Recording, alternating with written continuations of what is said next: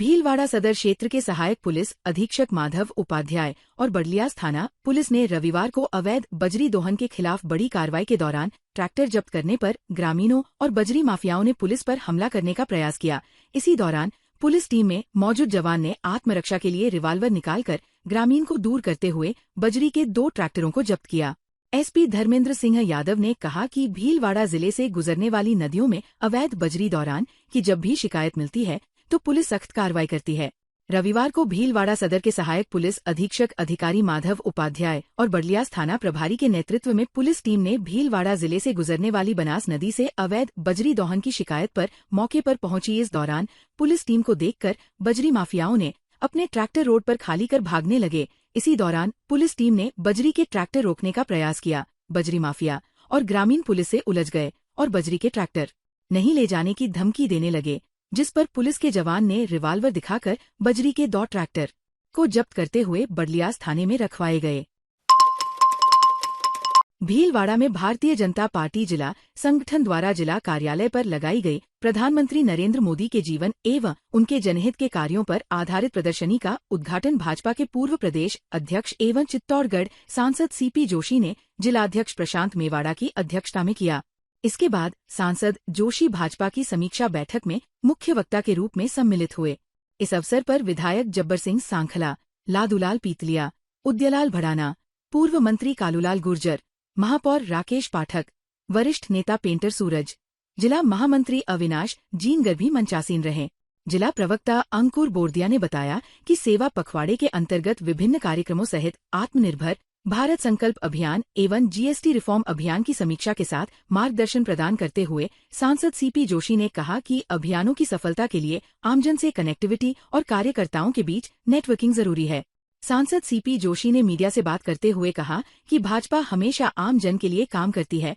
भाजपा द्वारा चलाया जा रहा सेवा पखवाड़े से कार्यकर्ताएं ही बल्कि सभी सामाजिक संगठन और आम जन भी जुड़कर सेवा कार्य कर रहे हैं। पानी की मांग को लेकर मारपीट पर घायल से पूर्व मुख्यमंत्री गहलोत की मुलाकात को लेकर सीपी जोशी ने कहा कि जिन लोगों ने सूरज के साथ मारपीट की उनमें 4 में से 3 अपराधी पकड़ लिए गए हैं और उन्हें चलने लायक भी नहीं छोड़ा गया। अपराध का भाजपा के शासन में कोई स्थान नहीं है। जो अपराध की बात कर रहे पहले अपने गिरिबान में देख लेना चाहिए कि उनके समय में कितने अपराध हुए। हाँ, ये सच है कि ये घटना हुई जो नहीं होनी चाहिए।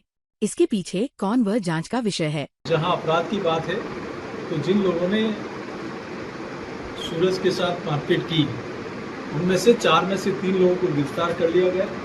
चौथा अपराधी भी शीघ्र पकड़ में आएगा। अपराध का भारतीय जनता पार्टी के शासन में कोई स्थान नहीं है और जो लोग ये बात कर रहे हैं उनको अपना गिरिबान में जाकर देखना चाहिए। ये बात सच है कि वहाँ वो घटना हुई, नहीं होनी चाहिए। इसके पीछे कौन था क्या नहीं था वो जांच का विषय है। जो अपराधी है वो तुरंत पकड़ लिए गए हैं, वो चलने लायक भी नहीं है। लेकिन जो लोग आज बातें कर रहे हैं वो लोग उनके समय क्या हुआ उनके गिरिबान में जाकर देखना चाहिए। ये पहला अवसर है कि सरकार में पेपर लीक के मामले में जो लोग खुले घूमते थे, नेताओं का संरक्षण था, उनको भी जेल की सलाखें देखने पड़ रही है।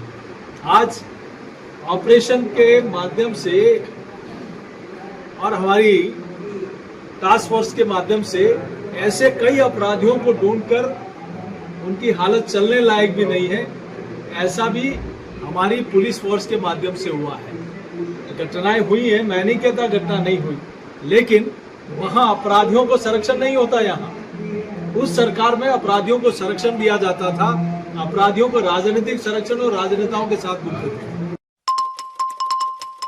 चित्तौड़गढ़ जिले के सादी गांव में खेत पर कार्य करने गए युवक की करंट लगने से गंभीर घायल हो गया, जिसको परिजन महात्मा गांधी चिकित्सालय लेकर आए, जहां पर चिकित्सकों ने उसे मृत घोषित कर दिया। वहीं साडास थाना पुलिस ने शव का पोस्टमार्टम करवाकर परिजनों को सौंप दिया। इस घटना से पूरे गांव में शोक का माहौल है। दिनेश अपने परिवार का एकमात्र सहारा था। इस आकस्मिक निधन से परिवार पर दुखों का पहाड़ टूट पड़ा है। साडास थाने के सहायक उप निरीक्षक उदयलाल ने सादी गांव निवासी दिनेश लाल तेली खेत पर रोज की तरह कृषि कार्य कर रहा था। इसी दौरान खेत में लगी बिजली की तार के संपर्क में आने से उसको करंट लग गया, जिसको गंभीर हालत में महात्मा गांधी अस्पताल लाया गया, जहां उसकी मौत हो गई।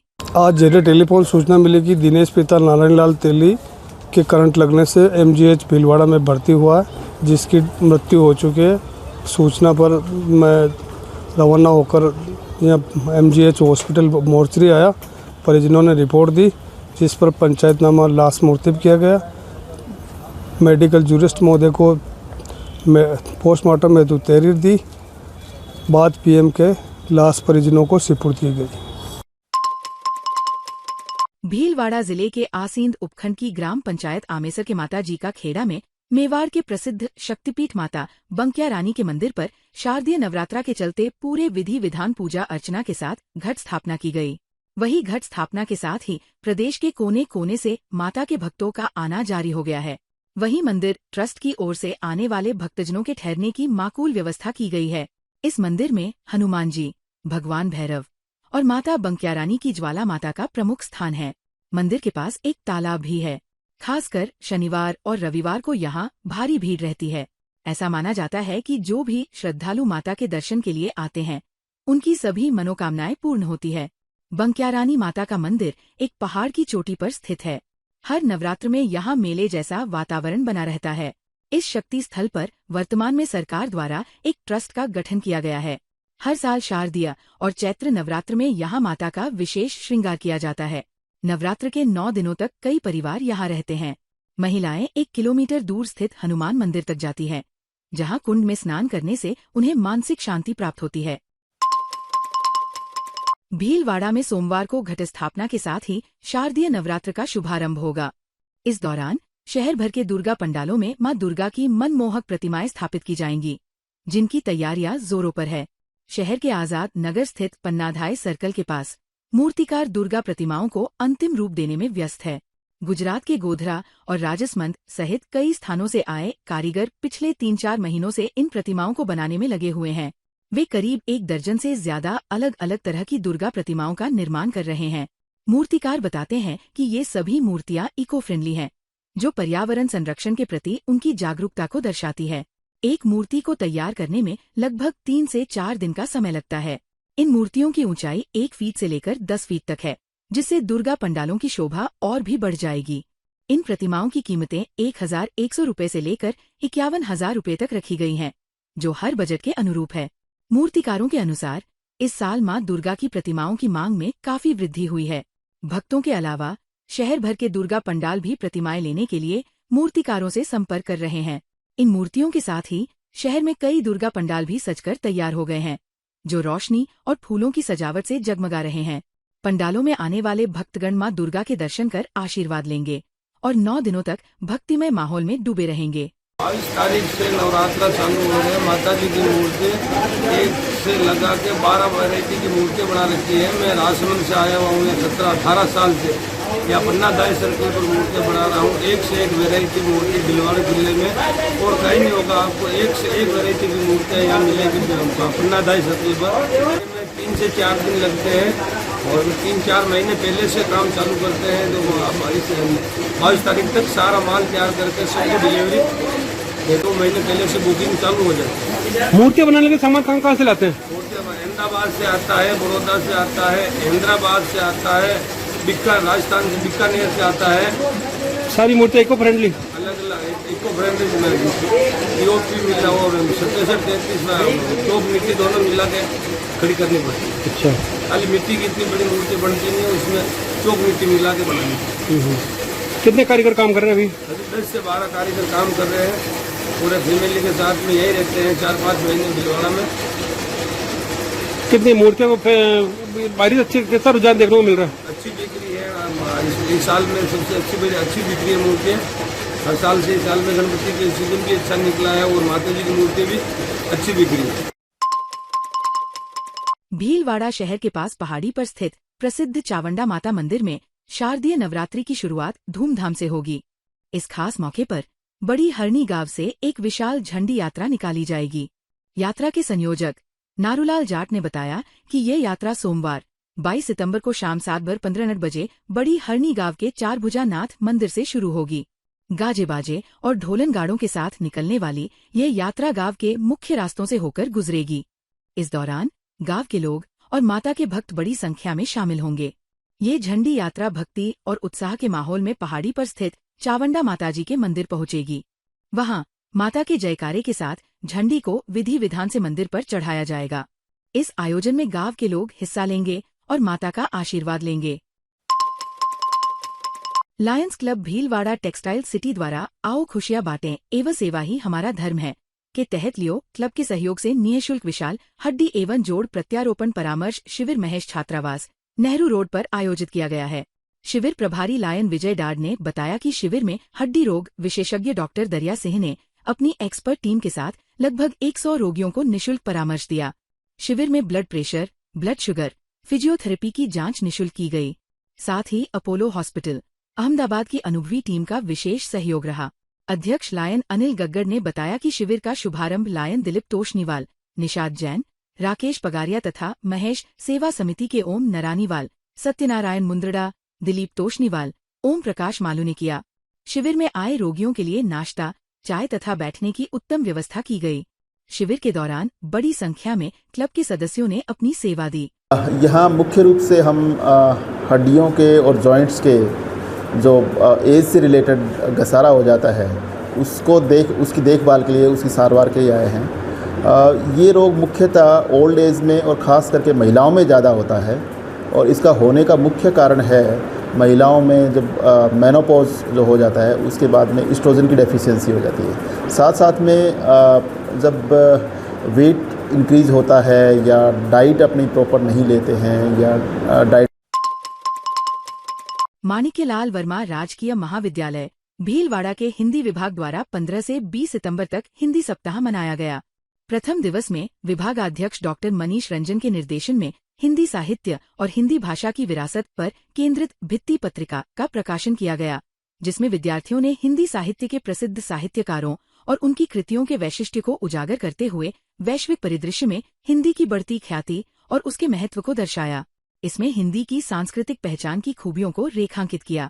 हिंदी की साहित्यिक कृतियों पर आधारित चलचित्र और फिल्मों को भी प्रदर्शित करने के साथ ही हिंदी भाषा की प्रमुख बोलियों और उनकी विशेषताओं को भी विवेचित किया।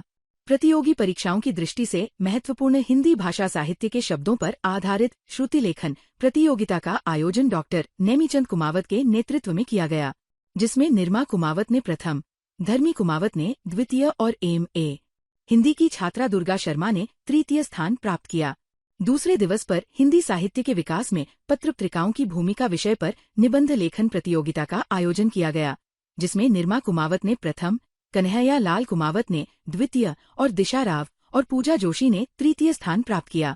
तीसरे दिवस पर डॉक्टर सुमन पलासिया के नेतृत्व में हिंदी साहित्यकार और प्रवासी साहित्य जगत पर केंद्रित पोस्टर प्रतियोगिता का आयोजन किया गया, जिसमें मनीष गवारिया ने प्रथम, निर्मा कुमावत ने द्वितीय और पूजा जोशी ने तृतीय स्थान प्राप्त किया। पतंजलि परिवार भीलवाड़ा द्वारा आज कार्यकर्ता सम्मेलन तथा सहयोग शिक्षक प्रमाण पत्र वितरण समारोह गौतम शिक्षण संस्थान में सहराज्य प्रभारी भारत स्वाभिमान न्यास मदन मोहन सैनी के मुख्य आतिथ्य तथा संरक्षक भारत स्वाभिमान न्यास भीलवाड़ा भूपेंद्र मोगरा की अध्यक्षता एवं पतंजलि राज्य कार्यकारिणी सदस्य सुरेश शर्मा, गौतम शिक्षण संस्थान उपाध्यक्ष प्रभाकर चतुर्वेदी तथा जिला प्रभारी भीमाराम भारत स्वाभिमान न्यास, भंवरलाल शर्मा पतंजलि योग समिति, भंवरलाल सेन किसान सेवा समिति, पीयूष शर्मा युवा भारत के विशिष्ट आतिथ्य। यह समारोह पूर्वक संपन्न हुआ। भारत स्वाभिमान न्यास के जिला महामंत्री प्रेम शंकर जोशी के अनुसार कार्यकर्ता सम्मेलन में जिले में संचालित योग कक्षाओं के विस्तार तथा तहसील स्तर पर योग, प्राणायाम, आयुर्वेद के प्रचार प्रसार के लिए कार्य योजना बनाई गई तथा जिले के 69 सहयोग शिक्षक प्रशिक्षण प्राप्त कर चुके सहयोग शिक्षकों को अतिथियों द्वारा प्रमाण पत्र प्रदान किए गए। 4 से 8 अक्टूबर तक पतंजलि योगपीठ हरिद्वार में आयोजित हो रहे मुख्य योग शिक्षक प्रशिक्षण शिविर की विस्तार से जानकारी देते हुए जिले में नियमित योग कक्षा संचालित कर रहे सहयोग शिक्षकों को इस शिविर में भाग लेने हेतु प्रेरित किया। भीलवाड़ा में अग्रकुल प्रवर्तक भगवान श्री अग्रसेन जी के 5149वें जन्मोत्सव के उपलक्ष्य में श्री अग्रवाल समाज संपत्ति ट्रस्ट भीलवाड़ा के तत्वाधान में अग्रवाल नवयुवक मंडल व अग्रवाल महिला मंडल द्वारा आयोजित किए जाने वाले 11 दिवसीय श्री अग्रसेन जन्मोत्सव 2025 इंच की शुभारंभ दिनांक 22 सितंबर 2025 को अग्रवाल मंदिर धान मंडी में भगवान अग्रसेन जी व कुलदेवी महालक्ष्मी जी की पूजा अर्चना से होगा। इसके पश्चात दोपहर 03:00 बजे विशाल शोभायात्रा निकाली जाएगी। शाम को अग्रवाल उत्सव भवन में महाराजा श्री अग्रसेन जी की महाआरती एवं सामूहिक महाप्रसादी का आयोजन किया जाएगा। ट्रस्ट अध्यक्ष पवन खेमका ने बताया कि प्रातः होने वाली पूजा अर्चना के लिए अग्रवाल मंदिर को भव्य रूप से सजाया गया है। कार्यक्रम में मुख्य यजमान, ट्रस्ट पदाधिकारियों व पूर्वी जोन समिति पदाधिकारियों सहित सभी समाजजन भगवान अग्रसेन जी व कुलदेवी महालक्ष्मी जी का पूजा अर्चन कर समाज व देशवासियों की समृद्धि की कामना करेंगे।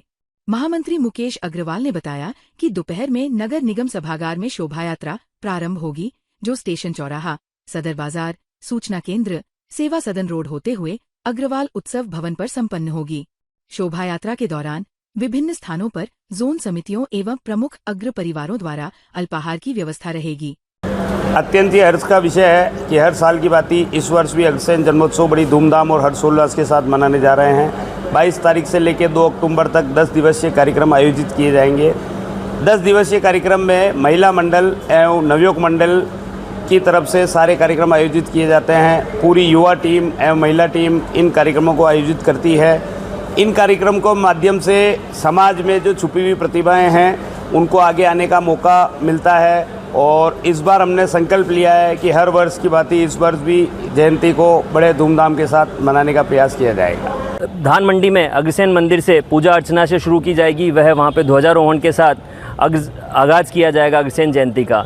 शाम को टाउन हॉल से प्रारंभ होकर विभिन्न मार्गों से होते हुए शहर से शोभा यात्रा उत्सव भवन पधारेगी। सभी अग्रबंधु एवं माताएं, बहनें एवं युवा शक्ति इसमें पूरे जोश और उल्लास के साथ अपना योगदान दें। उसके बाद शाम को यहाँ पे सवा 6 बजे से महाआरती का आयोजन रखा गया है और सकल अग्रवाल समाज का कल प्रसादी यहाँ पे उत्सव भवन में रखी गई है। उसके बाद 23 तारीख को कोई कार्यक्रम नहीं है और 24, 25, 26 को शाम को सांस्कृतिक संध्या कार्यक्रम है जिसमें बच्चों के अलग अलग प्रतियोगिताएं रखी गई है। दिन को भी महिला प्रतियोगिताएं हैं। ताज़ा खबरों के लिए बने रहिए लोकजीवन के साथ। लोकजीवन के YouTube चैनल को सब्सक्राइब करें, लाइक करें और बेल आइकन को प्रेस करें, जिससे कि हर वीडियो का नोटिफिकेशन आप तक पहुंच सके। धन्यवाद।